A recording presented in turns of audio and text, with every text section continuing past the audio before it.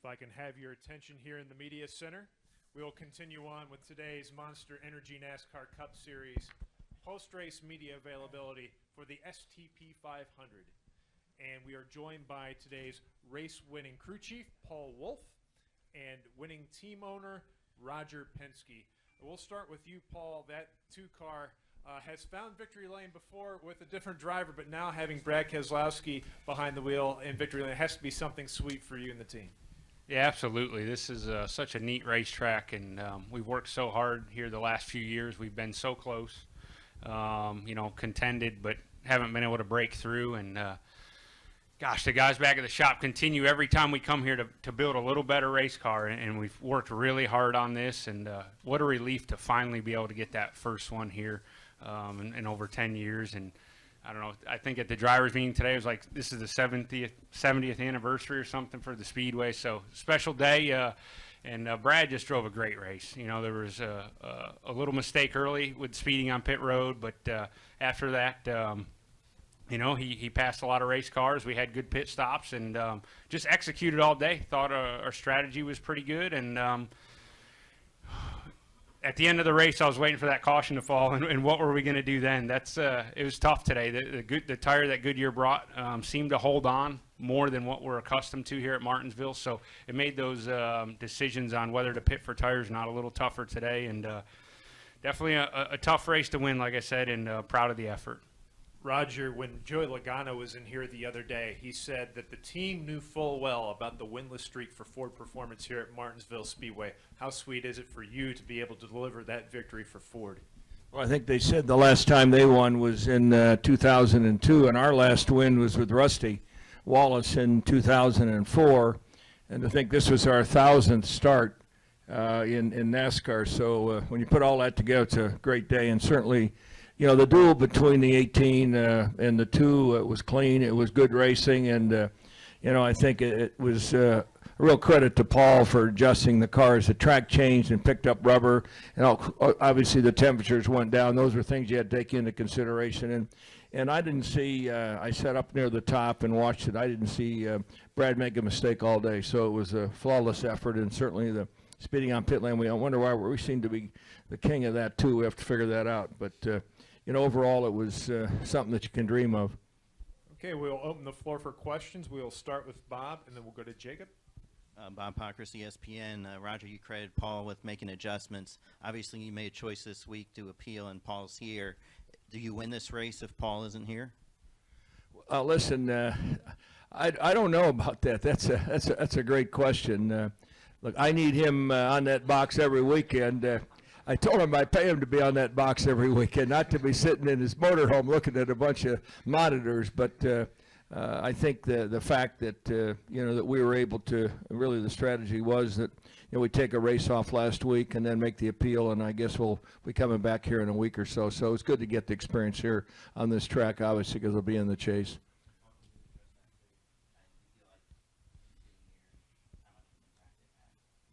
Well, at first I'd like to say, that we have a great group of guys, and a lot of support back at the shop. And when something does happen like did at Phoenix, it allows us to still be competitive. You saw how we ran last week at Fontana and overcame the adversity there.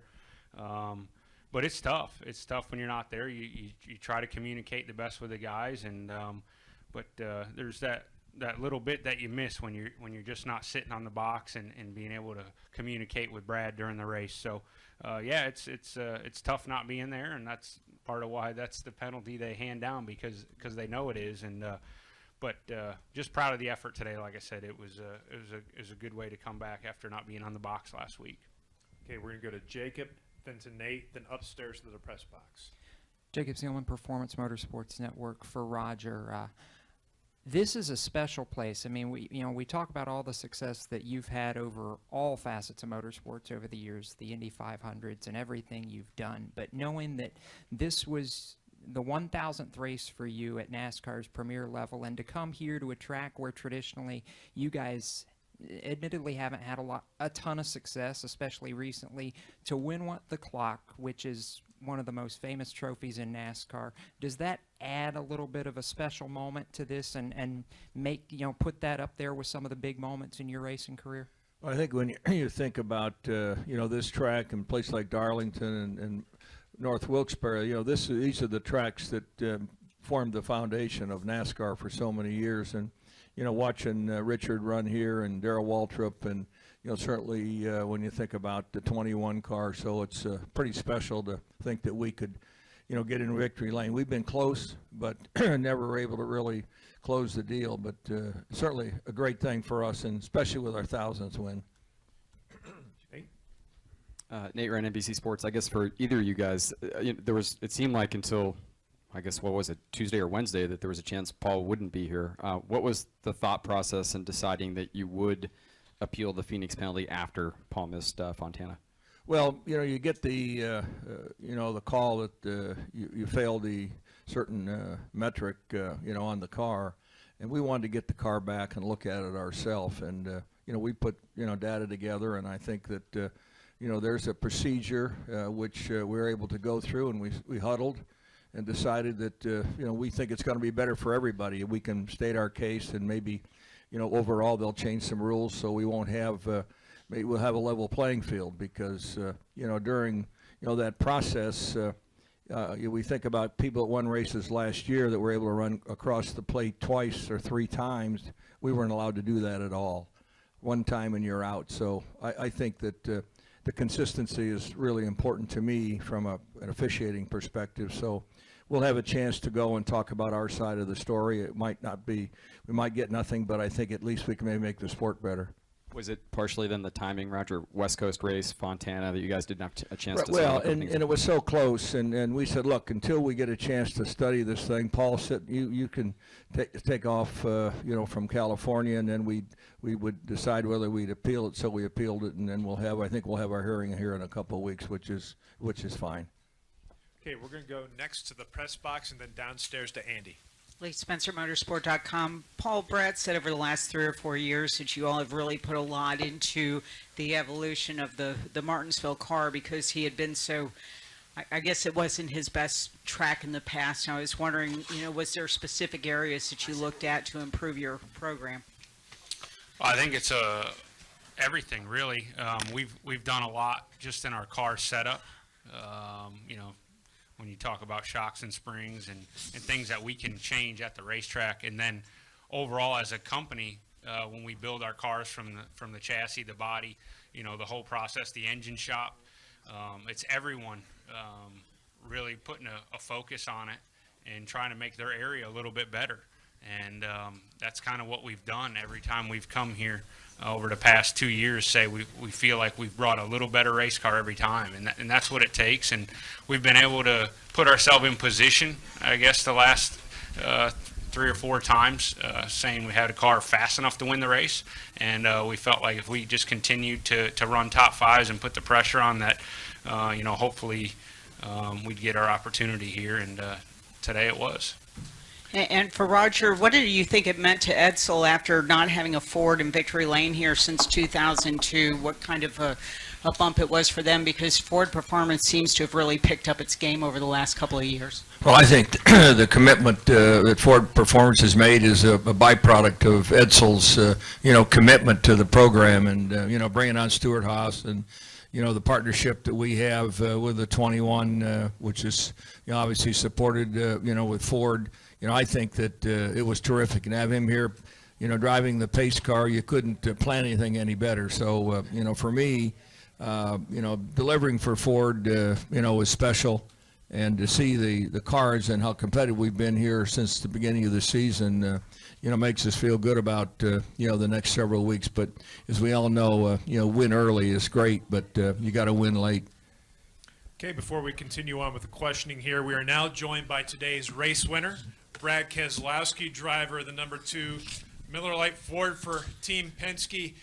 Brad, this is your second win in the Monster Energy NASCAR Cup Series this season, and your first here at Martinsville Speedway. That has to be special. It is, and the 2 wins this year have both come at tracks that I haven't won at before, and we haven't won at as a team before. So certainly that feels really good to be able to check some off the list, and with everything else that goes into today, there seemed to be a lot of numerology today with this being the Team Penske 1,000th start here in this series. And and it's been a long time since Ford won here. I can't remember how long, but 02. So a lot of numbers stacking up, and I felt like they were stacking up in our favor because we've been coming here for the last probably 2 or 3 seasons and running up front, running in the lead and leading laps and kind of being in that top 2 or 3 in the critical stages of the race. And different things kept happening where it didn't come together, which is oh so frustrating. But it felt like we were due. And if you ever can be, this is probably one of those tracks. And today was one of those days where we persevered in a special way with the battle there at Kyle at the end. I thought was a lot of fun to be a part of. Hopefully it was a lot of fun to watch and kind of harkens back to the legacy of this sport on short tracks and why this track has been around for 70-some years because of battles like that. So very special for a lot of reasons. This is one I'm never going to forget and going to be thankful for a long time. And 1 clock's nice, of course, but I'd like to have another later down the road when we come back here in the fall. And winning at another track we hadn't won at before is great. We still got to win at RP's home track and my home track here in Michigan. I haven't won that one.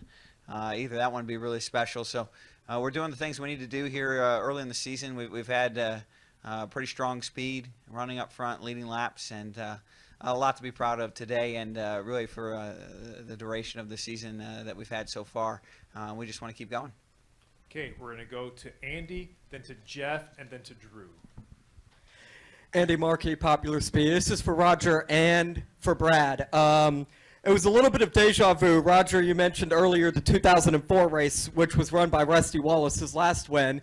Did you get that feeling of deja vu? Because when Brad was racing with Kyle Busch, it was an 18 car that Rusty Wallace beat for that win.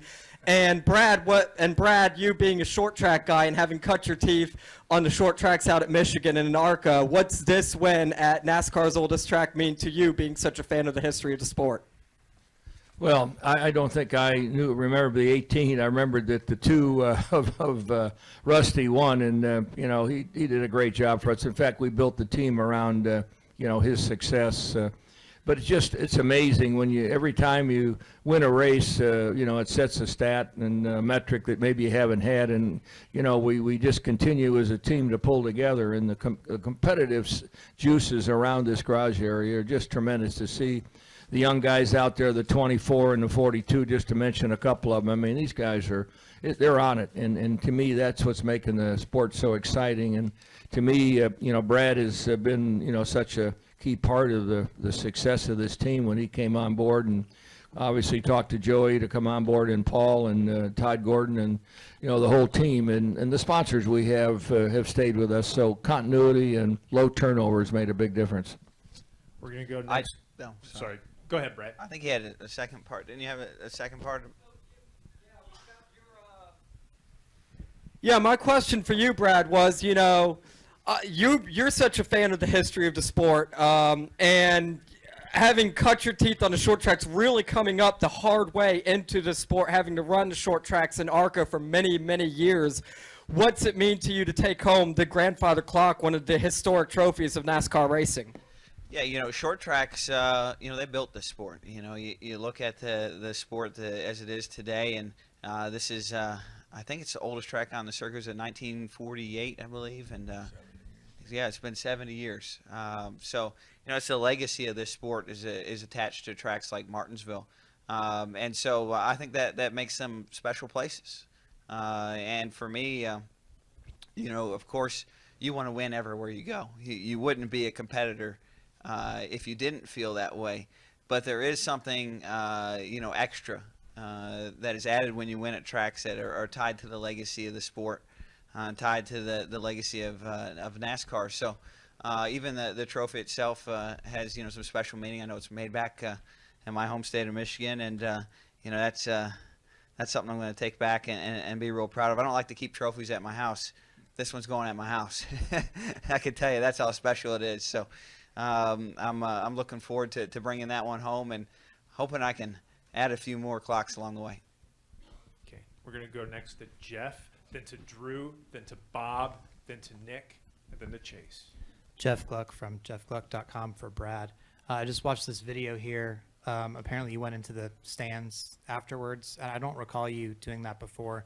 And especially here, I don't know that you get the best reaction before the race. So these are probably some of the same people. What prompted Yeah. you to go into the stands and celebrate? Just, Martinsville is a special place, like I said, and there's special fans here that this might not be the track where I get the loudest cheers, but that's okay. That's part of what makes the sport go around too, Jeff. And I just felt really good about it. I just saw a couple of people that I knew up in the grandstands. I had some extra friends and family here today, and I wanted to say hey to them, and a couple of fans that have been coming to this race for a long time of mine, and I saw them up there and just thought it was worth saying hey.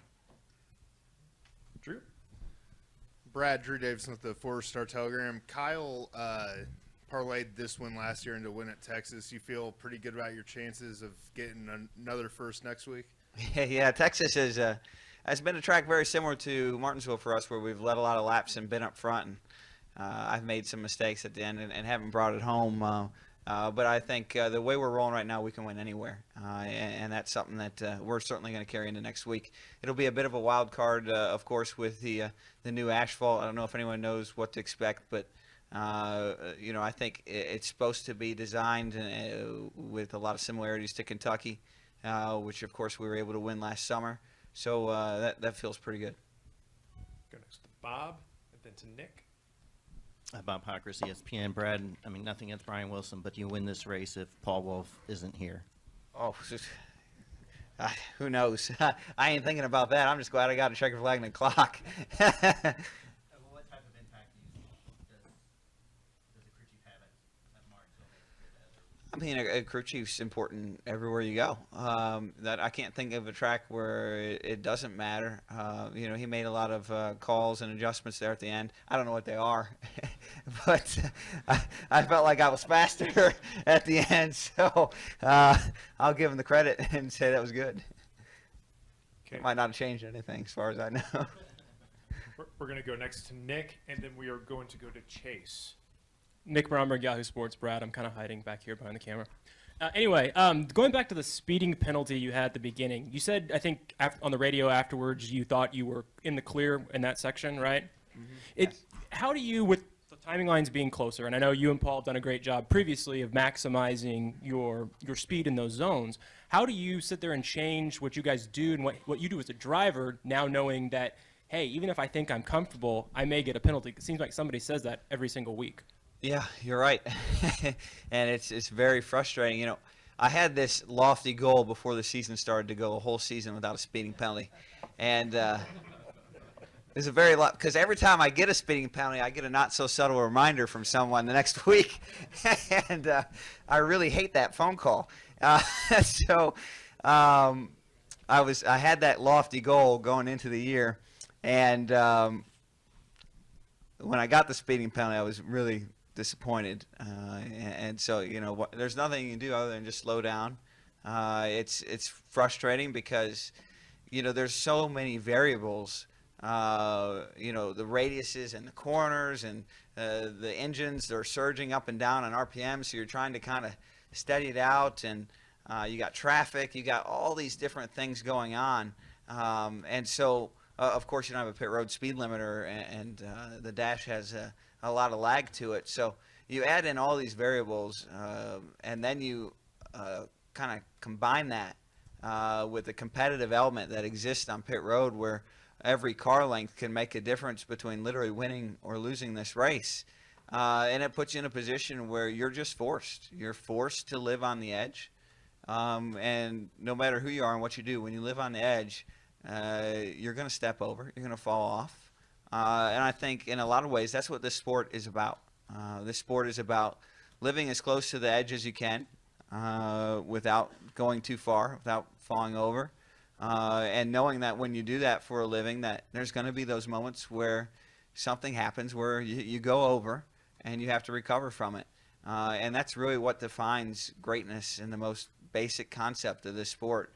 And when you look at guys like Jimmy Johnson and their ability to win 7 championships, that's what they do so well. So we were able to overcome it today, and that's a testament to Paul and the team's work give us an excellent car and the patience to be able to get through traffic and not get caught up in somebody else's, ordeal.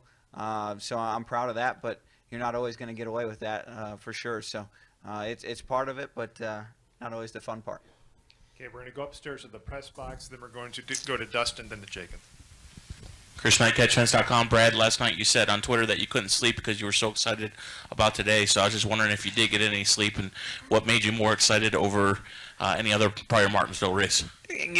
Sometimes you just go to races time over time, and you've ran so well here, and you just know that it's eventually going to come together. And it can't. I mean, it can't not come together. You look at even guys like Dale when he ran Daytona for so long, and he led and had all those opportunities, and things just went wrong for him. You knew eventually he was going to win it. I think that's how race car drivers feel, that if they keep doing the right thing time over time, that eventually they'll get the results. I feel like our team has done the right thing time over time here at Martinsville, and we hadn't got the result. And we knew eventually we could. We showed great speed in practice, and I was really happy with the way the car was driving, and I felt pretty confident coming into today. And of course, it showcased in the race. Go next to Dustin, then to Jacob. Dustin Long, NBC Sports. Brad, you briefly mentioned the battle with Kyle with about 50 to go. Obviously, that type of that close racing is, as you talked about, what people come to see. But did it look cool? It looked cool. It felt pretty cool in the car. Yeah. Were you able to be patient? I understand it wasn't with 10 laps to go. You treat that situation differently. But were you able to be patient? Why? Did you feel like you saw Kyle's car not handling as well and you could wait him out, or were you trying to pressure him, or can you give me your mindset on what? I can't give away all the tricks, Dustin. Well, how about a few? A few? I was confident that we could come out in front. We had passed Kyle earlier in the race. We had showcased a lot of speed in I think it was the second segment where we drove from 20th to 3rd, and we had started to run him down. And I felt like, if I just gave it some time, that it would come our way, and it did. Jacob? Jacob Seelman, Performance Motorsports Network. I've got two for you, Brad, and I'll start by kind of following up with what Dustin was talking about, the battle between you and Kyle. I actually asked Kyle about this earlier. You two just, it seems like the last couple weeks since the season started, haven't been able to get away from each other, whether it's Xfinity or Cup. You've been, I don't want to say at each other's throats, but you guys have been battling really, really hard every series, everywhere we've gone. For somebody like him who you've battled with, and you said yourself in a column a year or so ago on your website, have kind of had a rivalry with before. Does somebody like Kyle push you to be better? And how does that work for you when you guys are just scrapping and trying to one-up each other all the time? Yeah, there's definitely some gamesmanship there. And, look, Kyle's one of the best race car drivers out there. He's driving for one of the best teams. And, he's going to be someone that I'm going to have to beat for my entire career if we're going to win races and championships. I know that. And it's not something that I feel bad about. I feel good about it. I want to race guys that are great. And I think the team wants to compete against teams that are great. That's what makes this series special. That's what makes it the series that it is. And then I would still hold fast and say that there is no other sport or series out there that has the degree of competition and the depth to have to beat. And so that's what makes winning matter for me. That's what makes it special. I don't want this to be easy. I want to go back home tonight, and I'm going to fall in my bed. I'm going to be tired because I worked my butt off, and I used every move I had in my head, and then some. Came up with a few on the racetrack as we were on the fly, and that's what makes it mean something to me. And I think that hopefully he feels the same way when the shoes are reversed. But I thought we raced each other really well. There were a couple, light taps, but that's short track racing, and I think that's a good thing. That's what it should be, and we were able to really navigate the track well together. You were talking earlier, too, a little bit about how special this day is, all the different layers to it.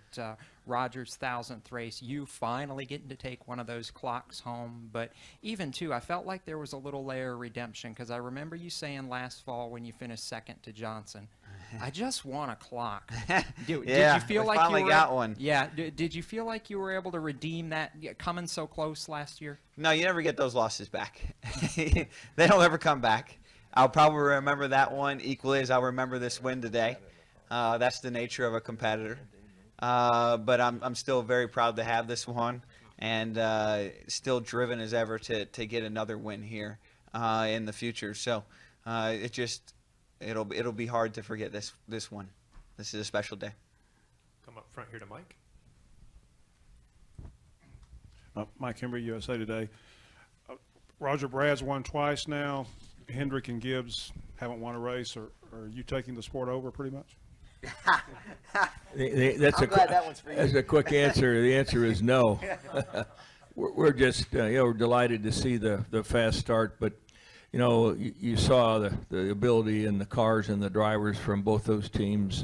They set the standard day in and day out. I think that Paul and the team and Travis and Mike Nelson and the guys back at the shop have just done a terrific job, and not to mention the Roush Yates power, they've just really stepped it up. So look, I think we're very competitive right now, but you look at the 42, how strong he was the last couple of weeks. It's handling and it's power and it's of course driving, and I'm sure they were there today, and Brad took it away from them, and I hope we can continue to do that. But I certainly don't think they're out of the mix at all. They might look like it for a moment, but I have the highest regard for those guys. Go next to Bob.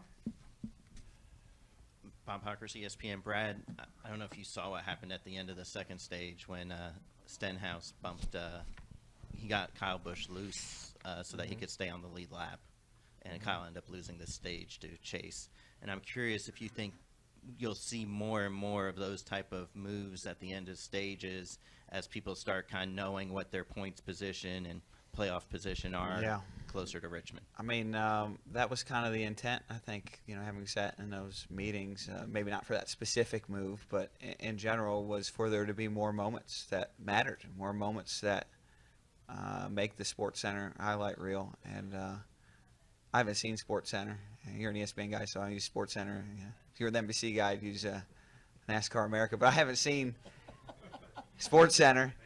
But if they don't put that moment in there, damn sure they missed something. I can tell you that, because that was a key moment in the race, and it'll be a key moment in the season as we get into the playoffs. But that's what this format's supposed to be about, is having moments like that. Whether you agree with specific moves is really neither here nor there. But when you put things on the line, when you put more on the line throughout the race, you get more moments like that. And I think in the end, the fans win and the sports win, and the sport wins. Something tells me, gentlemen, that we'll see that plenty of times on FS1's Race Hub as well. Sorry, I didn't see the Fox guy here. Anyway, congratulations on the victory today, and good luck next week in Texas. Thank you very much. Appreciate it.